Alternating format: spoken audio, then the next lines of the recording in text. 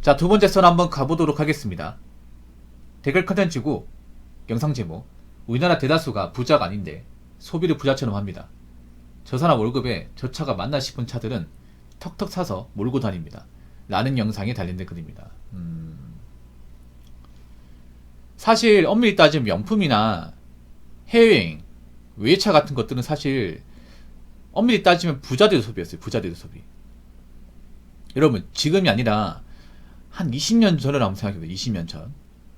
그러니까 2000년대 초반. 이때 한번 생각해보자고요. 이때 일반 사람들 중에 명품 가방을 가지고 있는 사람이 있었나요? 거의 없었던 걸로 기억나거든요. 그리고 20년 전에 해외여행 자체도 모르는 사람들이 절대 다수였습니다. 그렇지 않나요, 여러분? 그리고 일반 사람이 외차를 몬다? 상상할 수 없었습니다. 일반 사람들은 그때 당시에 뭐 그랜저도 못 몰았습니다. 여러분 어릴 때 기억나십니까? 어릴 때 친구 아버지가 그랜저나 뭐 아카디아, 엔터프라이즈 몬다고 하면 물어봐요. 야, 너희 아버지 사업하시냐? 그러면 우리 아버지 기업 사장인데. 아, 그래? 야, 너희 아버지 대단하시네. 이 말이 자연적으로 나왔어요. 옛날에는 그 차라는 게 특정 이미지가 있었거든. 그래서 보통 옛날에 그 까만색 그랜저 있잖아요. 그 차가 보통 있잖아요. 뭐 회사에서 임원이건 아니면 그 사업하시는 분들이 많이 몰았어요. 실제로도. 일반 직장인들이 몰 만한 차는 아니었습니다. 그렇지 않나, 여러분? 일반 직장 다니는 분들은 차를 몰아봤자 제가 기억하기에 이제 뭐 프라이드, 뭐 아반떼 이 정도였습니다. 그리고 그때는 차를 할부로 구입하지도 않았죠. 돈을 모아서 샀죠. 카푸어란 개념도 없었습니다. 그리고 그때는 일반 시민이 해외여행을 간다? 생각조차 못했습니다. 만약 갔다 오면 욕을 엄청 먹었어요. 근데 지금은 어떨까요? 지금은? 근데 지금은 뭐 버는 거 많이 없는데 뭐 해외여행을 1년에 뭐 몇 번씩 갔다 온 사람도 있고요. 그리고 명품 가방을 이제 매년 구입하는 사람도 있고요. 그리고 뭐 외제차를 구입하는 사람도 있습니다. 아니면 고급 세단 뭐 G80이나 G70 같은 차 구입하는 사람도 있어요. 근데 이게 내가 돈이 많은 사람들 얘기일까요? 아닙니다. 여러분 실제로 흔히 볼 수 있는 사람들 얘기입니다. 여러분들 왜 일반 그 골목 같은 데 가보면 G70, G80 많이 보이죠? 근데 이런 차를 나이 든 사람들이 모르는 게 아니라 젊은 사람들이 많이 보죠.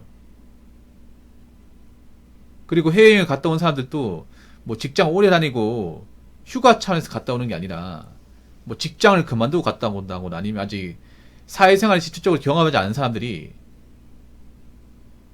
여행을 갔다 오는 경우가 많이 있죠. 이게 뭘까요, 과연? 옛날 같으면 일반 사람들이 할 수 없는 행동이었거든요. 근데 지금 하잖아요. 근데 저한테 이렇게 얘기하는 사람도 있을 겁니다. 아, 붕어 형, 이게 뭐가 문제입니까? 자기가 좋아서 하는 건데. 맞습니다. 뭐 자기가 원해서 하는 거니까 내가 뭐 참견하거나 뭐 이러쿵 저러쿵 얘기할 자격이 없습니다. 근데 문제가 되는 건 뭐냐면 그 사람들이 그렇게 살아가지고는 버틸 수가 없거든요, 이게. 그게 제가 얘기하는 여기 글에 나와 있는 부자흉내 아닙니까? 부자흉내. 근데 문제는 어린 나이 때 그렇게 사치에 중독된다거나 값비싼 취미를 즐기게 되면 돈을 모을 수가 없어요, 여러분. 성장이 안 돼. 이거 한번 생각해 보세요. 우리의 젊은 시절이 평생 갑니까? 평생 가지 않습니다. 20대 분들도 시간 지나면 30대가 되고 30대 분들도 40대가 됩니다. 생각보다 젊은 시절 후딱 지나갑니다. 근데 젊은 시절 후딱 지나가는데 내가 나이 먹고 난 뒤에 해놓은 게 없다면, 모아놓은 돈이 없고 뭔가 자산 축적 이런 게 없다면 어떡하실 거예요? 아니, 생각해봐. 저렇게 뭐 딱히 대단할 거 없는 사람이 뭐 자동차를, 뭐 비싼 자동차를 할부로 사고, 그리고 값비싼 취미를 즐기며 뭐 명품이나 사치품에 대해서 이제 할부로 구입하잖아요. 그런 사람들이 돈 모으는 거 봤어요? 돈 모아 잘 되는 거 본 적 있어요? 웬만하면 보기 힘들 겁니다. 웬만하면. 오히려 뭐 돈 모으는 것도 없이 뭐 카드 빚에 시달린다거나 아니면 항상 누구한테 돈을 빌린다거나 그런 케이스는 많이 있죠.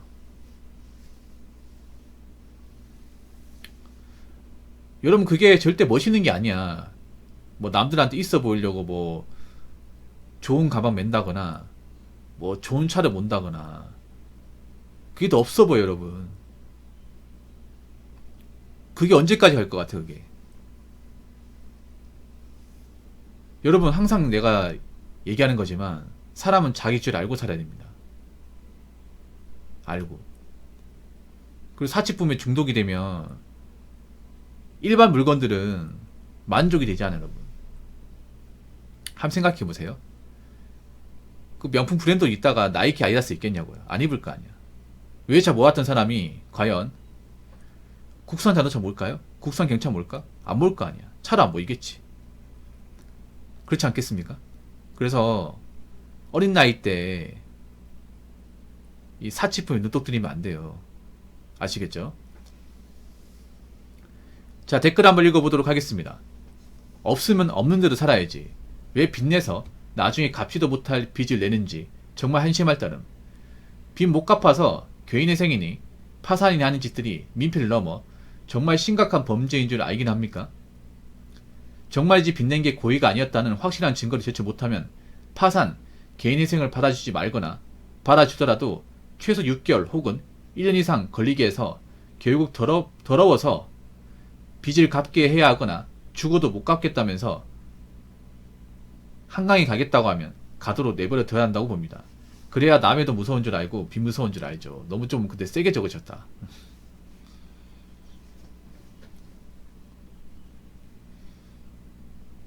한심해 보이죠? 안 하면 됩니다 그러면. 여기 계신 분들 안 하면 돼. 여러분 이미 사치의 늪에 빠진 분들은 건져주면 안 됩니다. 예. 어차피 얘기한다고 듣지도 않습니다.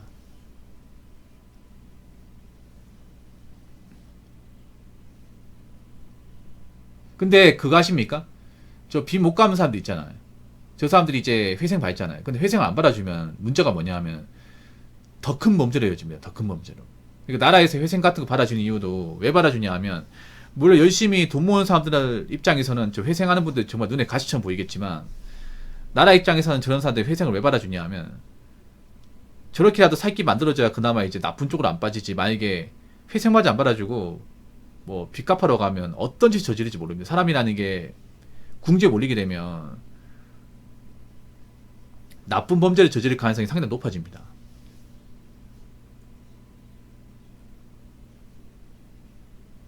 그래도 우리나라는 굉장히 자비로운 나라입니다. 빚 못 갚겠다 하면 나라에서 이제 깎아주니까. 아니면 면책할 수 있으니까. 얼마나 좋은 나라입니까? 전 세계에서 이렇게 빚에 대해서 관대한 나라가 없어요, 여러분. 근데 그렇다고 하더라도 생각해보세요. 이미 개인회생 밟았다는 것 자체가 내가 객관적 엇나간 거 아닙니까? 그런 엇나간 사람들 중에 설령 개인회생을 된다고 하더라도 정신 차리고 살 분들 얼마나 있을까요?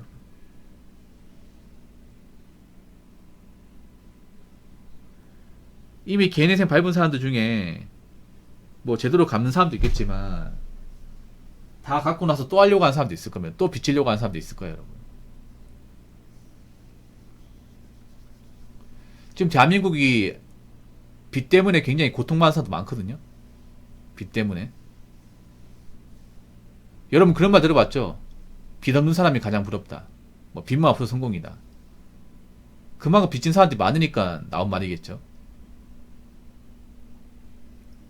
지금 대한민국이 뭐 부채가 없는 것이 없어요. 부동산, 뭐 주식, 그리고 비트코인, 그리고 뭐 카드, 학자금. 이 무분별하게 빚진 사람들이 많아. 그럼 앞으로 빚진 사람들이 사람답게 살 수 있을까요? 사람답게 사는 거 포기해야죠. 자신들이 그 빚을 못 갚으면.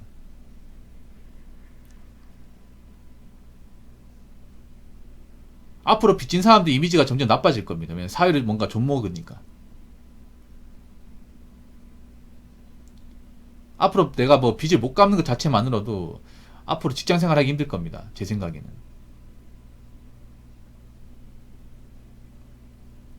우리나라 사람들이 너무 이 대출에 대해서 쉽게 생각하는 경향이 있습니다. 이게.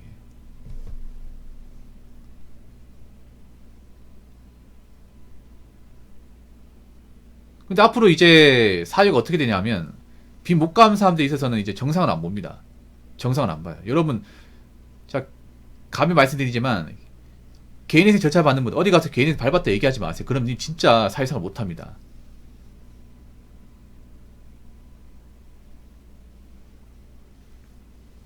그 마이너스입니다. 마이너스. 무조건 마이너스야. 직장에 쫓겨날 수 있습니다. 여러분 생각해봐.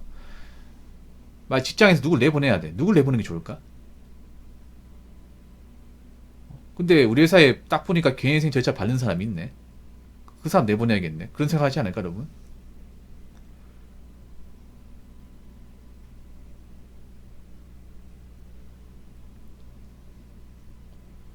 앞으로 있잖아. 빚 못 갚는 사람들은 사회에서 뭔가 짐덩어리 될 겁니다. 짐덩어리. 예? 앞으로 있잖아요. 정상의 범죄에서 못 들어갑니다, 이제. 그 개인 인생 밟고 있다고 자랑하지 마십시오. 그 얘기하는 순간 앞으로 있잖아요. 사람과의 만나면서 철저히 배제됩니다. 진급도 안 됩니다.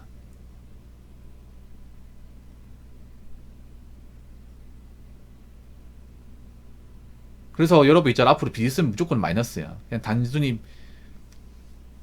빚 있다는 것 자체만으로도 앞으로 취업이 안 될 수도 있고 회사에서 뭔가 인정 못 받을 수도 있습니다. 아니면 내가 회사에서 잘릴 수도 있습니다.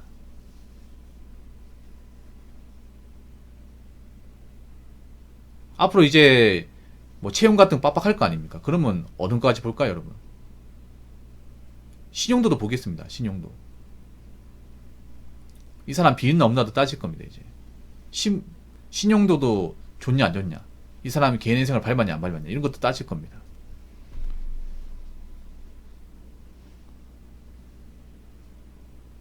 그렇기 때문에 앞으로 여러분 있잖아요. 능력 안 되면 뭐 하지 맙시다, 여러분. 대출 같은 거 받지 마시고